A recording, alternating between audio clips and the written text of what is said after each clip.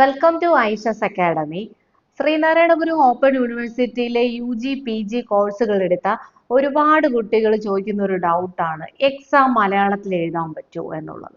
അപ്പോൾ അഡ്മിഷൻ എടുക്കുന്നതിന് മുന്നേ ഒരു ടെൻഷനാണ് കുട്ടികൾക്ക്, അതായത് മലയാളത്തിൽ എക്സാം എഴുതാൻ പറ്റുമോ, അങ്ങനെയാണെങ്കിൽ എടുക്കാം എന്നുള്ളൊരു രീതി. അല്ലെങ്കിൽ അഡ്മിഷൻ എടുത്തതിന് ശേഷം ചോദിക്കുന്നുണ്ട് മലയാളത്തിൽ എഴുതാൻ പറ്റുമോ, അങ്ങനെ കുറെ എക്സാമിന് മുന്നേ അങ്ങനെ ചോദിക്കുന്നുണ്ട്, കമന്റുകൾ വരുന്നുണ്ട്. അപ്പൊ ഇതിന്റെ ഒരു ആൻസർ ആണ് ഇന്ന് ഞാൻ പറയാൻ പോകുന്നത്. അപ്പൊ യൂണിവേഴ്സിറ്റി പറയുന്നത് എന്താണ്, തീർച്ചയായിട്ടും നിങ്ങൾക്ക് മലയാളത്തിൽ എഴുതാം, അങ്ങനെ ഒരു ഓപ്ഷൻ ഉണ്ട്, അങ്ങനെ ഗൈഡ് ലൈൻസിൽ പറയുന്നുണ്ട്, വേണമെങ്കിൽ കാൻഡിഡേറ്റ്സിന് മലയാളത്തിൽ എഴുതാം. പക്ഷെ ഇങ്ങനെ മലയാളത്തിൽ എഴുതാം എന്നുള്ളൊരു സാഹചര്യം ഉള്ളപ്പോൾ കൂടുതൽ പേര് മലയാളത്തിൽ എഴുതാം ആ ഒരു രീതിയാണ് പ്രിഫർ ചെയ്യുന്നത്. അപ്പൊ അങ്ങനെ എഴുതുന്നതിന് മുന്നേ നിങ്ങൾ ഒരു കാര്യം മനസ്സിലാക്കുക. ഇപ്പൊ മലയാളത്തിൽ നിങ്ങൾ എക്സാം എഴുതും, ഓക്കെ, നിങ്ങൾക്ക് സന്തോഷമായി, കാരണം മലയാളത്തിൽ എഴുതാൻ പറ്റുമല്ലോ എന്നുള്ളത്. അങ്ങനെ എഴുതുമ്പോൾ നിങ്ങൾക്ക് എന്തെങ്കിലും ദോഷവശങ്ങൾ നിങ്ങളുടെ പേപ്പർ വാല്യുവേഷനോ നിങ്ങളുടെ മാർക്കിനെയോ എന്തെങ്കിലും രീതിയിൽ ബാധിക്കുന്നുണ്ടോ എന്നുള്ള കാര്യം അറിഞ്ഞിട്ട് വേണം എക്സാം മലയാളത്തിലാണോ ഇംഗ്ലീഷിലാണോ എഴുതേണ്ടതെന്ന് നിങ്ങൾ തീരുമാനിക്കാൻ. ഓക്കെ, അപ്പൊ ഈ എക്സാം എഴുതുന്നത് മലയാളത്തിലാണോ ഇംഗ്ലീഷിലാണോ എന്നതിനെ പറ്റിയിട്ടുള്ള കുറച്ച് കാര്യങ്ങൾ, ഏറ്റവും ബെറ്റർ ഏതാണ്, അപ്പോൾ ഇതിന് എന്തെങ്കിലും അതിന്റെ മെറിറ്റ്സ് ആൻഡ് ഡിമെറിറ്റ്സ് എന്താണെന്നുള്ള കേസാണ് ഞാൻ പറയാൻ പോകുന്നത്. അപ്പോൾ മലയാളത്തിൽ എഴുതാമെന്നുള്ളപ്പോൾ നിങ്ങൾ മനസ്സിലാക്കേണ്ടത്, ഇപ്പൊ നമുക്ക് ഒരു തിയറി പേപ്പർ ആണെങ്കിൽ, ഇപ്പൊ സപ്പോസ് BCom കുട്ടികളും BBA കുട്ടികളും MCom എടുത്ത കുട്ടികൾ വരെ ചോദിക്കുന്നുണ്ട് മലയാളത്തിൽ എക്സാം എഴുതാൻ പറ്റുമോ എന്നുള്ളത്. അപ്പൊ ഇതിലെ പ്രത്യേകത, മലയാളത്തിലാണ് എഴുതുന്നതെങ്കിൽ എക്സാം ഫുൾ ആയിട്ട് മലയാളത്തിൽ എഴുതണം. ഓക്കെ, അതല്ലാതെ ഒരു ക്വസ്റ്റ്യൻ മലയാളത്തിൽ, അടുത്തത് എനിക്ക് ഇപ്പോൾ ഒരു കാര്യം, ഒരു ടേം ഡിഫൈൻ ചെയ്യാൻ ചോദിച്ചു, അപ്പൊ ഡെഫിനിഷൻ എനിക്ക് ഇംഗ്ലീഷ് അറിയാവും, അപ്പൊ ആദ്യത്തത് മലയാളം, അടുത്ത ഇംഗ്ലീഷ്, അടുത്ത് വന്നപ്പോൾ വീണ്ടും അങ്ങനെ ഒരു മിക്സിംഗ് പരിപാടി യൂണിവേഴ്സിറ്റി അലോ ചെയ്യുന്നില്ല. അങ്ങനെ ഒരിക്കലും നിങ്ങൾ നിങ്ങളുടെ ആൻസർ ഷീറ്റിൽ എഴുതാൻ പാടില്ല. അപ്പോൾ ഫുള്ളായിട്ട് ഓക്കെ, ഫുള്ളായിട്ട് മലയാളത്തിൽ എഴുതാം എന്ന് നിങ്ങൾ തീരുമാനിച്ചു, അങ്ങനെ എക്സാം മലയാളത്തിൽ എഴുതാൻ പോവുകയാണ്. അപ്പൊ നിങ്ങൾ മനസ്സിലാക്കേണ്ടത്, നിങ്ങൾക്ക് യൂണിവേഴ്സിറ്റിയിൽ നിന്ന് ഒരു സ്റ്റഡി മെറ്റീരിയൽ തരുന്നുണ്ട്, അതെങ്ങനെയാണ്, അത് ഇംഗ്ലീഷിലാണ്, അത് മലയാളത്തിലാണോ? അല്ല, അത് ഇംഗ്ലീഷിലാണ് തരുന്നത്. ഈ ഇംഗ്ലീഷിലുള്ള സ്റ്റഡി മെറ്റീരിയൽ നിങ്ങൾ പഠിക്കുന്നു, എന്നിട്ട് അതിനെ മലയാളത്തിലോട്ട് എക്സാം എഴുതാൻ നിങ്ങൾ ചിന്തിച്ചു നോക്കുക. അപ്പൊ കുറച്ച് കാര്യങ്ങൾ നിങ്ങൾക്ക് ഇപ്പൊ അതിന്റെ ഒരു സിലബസിൽ അല്ലെങ്കിൽ ഒരു സബ്ജക്റ്റിന്റെ ഫുൾ ആയിട്ടുള്ള ഒരു നോട്ടിൽ കുറച്ച് പോർഷൻസ് നിങ്ങൾക്ക് കിട്ടി, മലയാള നോട്ട് കിട്ടി. എല്ലാ നോട്ടും നിങ്ങൾക്ക് മലയാളം കിട്ടണം എന്ന് നിർബന്ധമില്ല. ഇൻ കേസ് കിട്ടിയെന്ന് തന്നെ ഇരിക്കട്ടെ, പല ടേംസുകൾ, പല ഡെഫിനിഷൻസ്, പല കോൺസെപ്റ്റുകൾ നമുക്ക് ഇംഗ്ലീഷിൽ എഴുതുന്നത് പോലെ മലയാളത്തിൽ എഴുതാൻ പറ്റിയെന്ന് വരില്ല. പല കോൺസെപ്റ്റുകളുണ്ട്, അത് നമുക്ക് അതിന്റെ ഒരു ക്ലിയർ മലയാളം നമുക്ക് കിട്ടത്തില്ല. ചിലപ്പോൾ നമ്മൾ ആ ഇംഗ്ലീഷ് നോട്ടിനെ എടുത്തിട്ട് എന്തെങ്കിലും ട്രാൻസ്ലേറ്ററിൽ ഇട്ടിട്ട് മലയാളത്തിലോട്ട് കൺവേർട്ട് ചെയ്തിട്ടിട്ട് നിങ്ങൾ വായിച്ചു നോക്കണം, അപ്പോൾ അറിയാം അതിനകത്ത് എന്താണ് വരുന്നതെന്ന്. ഓക്കെ, അപ്പൊ അങ്ങനെ ഒരു ബുദ്ധിമുട്ടുണ്ട്. നമുക്ക് അവൈലബിൾ ആയിട്ടുള്ള സ്റ്റഡി റിസോഴ്സസ് എന്ന് പറയുന്നത് ഇംഗ്ലീഷിലാണ്.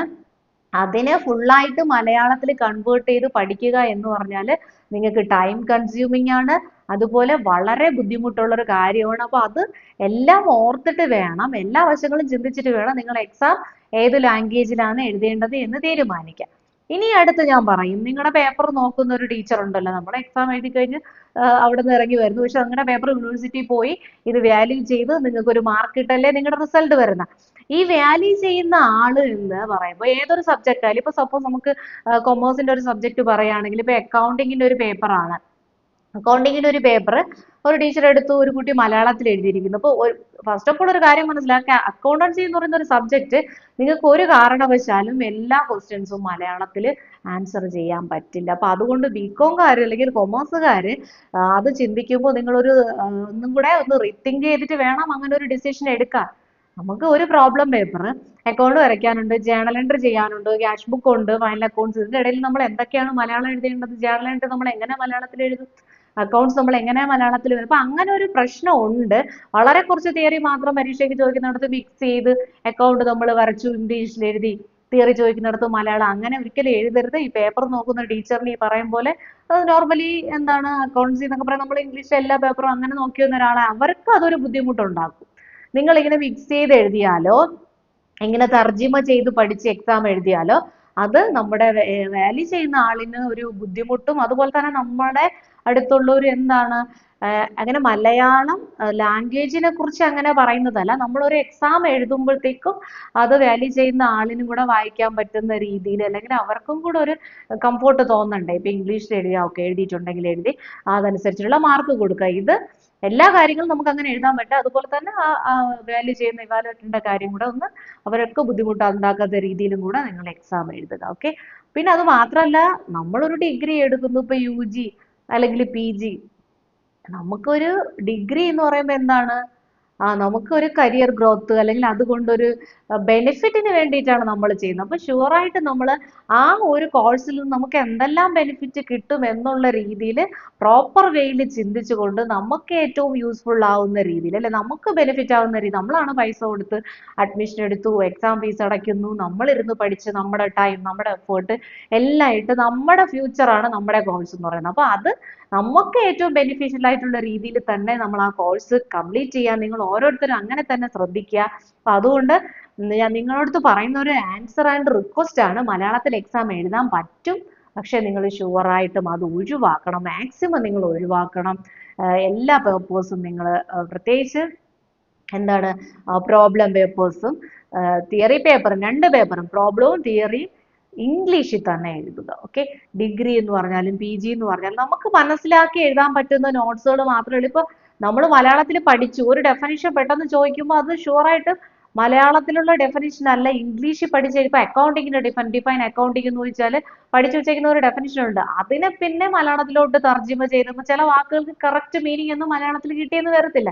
അതുപോലെ തന്നെ ചില ടെക്നിക്കൽ ടേംസ്, ചില കോൺസെപ്റ്റുകൾ, അതൊക്കെ അങ്ങനെ ഇംഗ്ലീഷിലുള്ള കാര്യങ്ങൾ ഇങ്ങോട്ട് ട്രാൻസ്ലേറ്റ് ചെയ്യുമ്പോൾ ഒരുപാട് ബുദ്ധിമുട്ടുണ്ട്, നിങ്ങൾക്ക് അത് ഒരുപാട് ടൈം പോകും. എക്സാം ഹാളിൽ ചെല്ലുമ്പോഴായിരിക്കും നമ്മൾ ഈ ആൻസർ എഴുതാൻ പോകുന്ന ആലോചിച്ചിരിക്കുന്ന സാധനങ്ങളെല്ലാം മൈൻഡിൽ ആദ്യം വരുന്നത് ഇംഗ്ലീഷിലായിരിക്കും.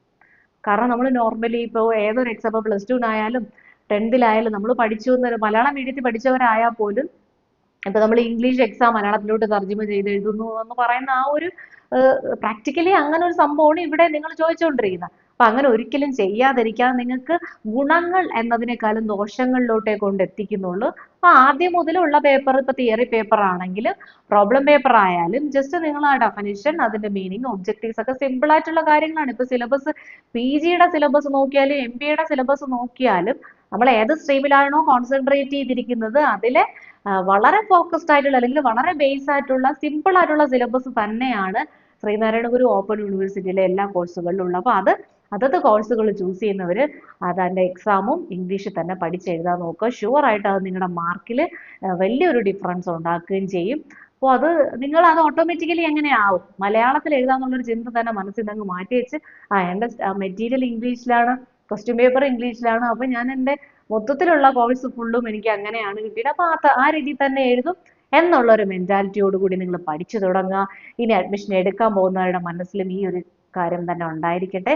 അപ്പോൾ നിങ്ങൾക്ക് നല്ല മാർക്ക് സ്കോർ ചെയ്യാൻ പറ്റട്ടെ. അപ്പോൾ ആദ്യം തന്നെ അതിന്റെ ബേസ് കാര്യങ്ങളൊക്കെ പഠിക്കുക. ഇപ്പോൾ തിയറി പേപ്പർ പുതുതായിട്ട് പഠിക്കുന്നവരുണ്ട്, തിയറി ആണെങ്കിലും പല കോൺസെപ്റ്റുകളും പുതുതായിരിക്കും, അതൊക്കെ ആവർത്തിച്ച് പഠിച്ച് അത് നിങ്ങൾ ഓട്ടോമാറ്റിക്കലി അതിനകത്ത് വരും, തീർച്ചയായിട്ടും വരും. S1 കഴിയുമ്പോൾ S1-ൽ നിങ്ങൾക്ക് പുതിയ കാര്യമാണ് നിങ്ങൾ പഠിക്കുന്ന, ഓക്കെ, നന്നായിട്ട് പഠിച്ച് എക്സാം എഴുതി. പിന്നെ S2 മുതൽ നിങ്ങൾ അതിനകത്താണ്, ഇപ്പോൾ കൊമേഴ്സ് ആണെങ്കിൽ അങ്ങനെ, സോഷ്യോളജി ആയാലും പൊളിറ്റിക്കൽ സയൻസ് ആയാലും ഏത് കോഴ്സ് ആയാലും നമ്മൾ തീർച്ചയായിട്ടും അതിനകത്തൊരു ഡെഡിക്കേഷൻ കൊണ്ടുവരാൻ വേണ്ടിയിട്ട് ശ്രദ്ധിക്കുക. Okay, all the best.